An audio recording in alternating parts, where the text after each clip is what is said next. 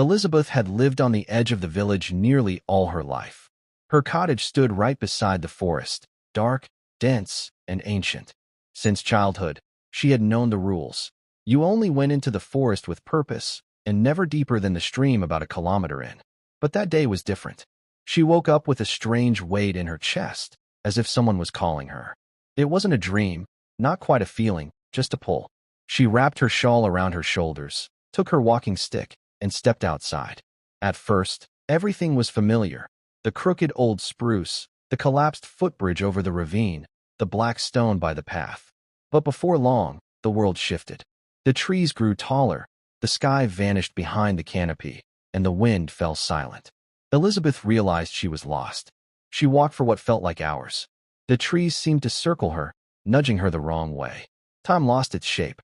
Every so often, she thought she heard voices, soft as leaves brushing together, whispering in her ear.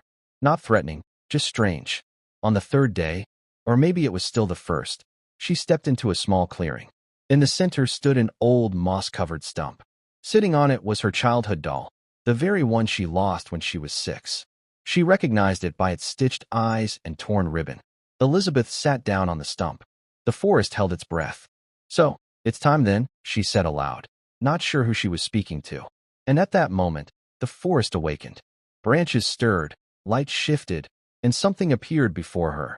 Not man, not beast, but something ancient, kind, and sorrowful. It reached out with a hand made of mist and leaves.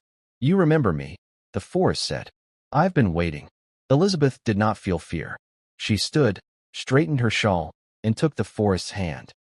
No one saw her again. But since then, anyone who passes her cottage notices. The door is always slightly ajar, and in the evenings, the scent of warm bread drifts from the woods, along with the sound of a child's laughter. The end.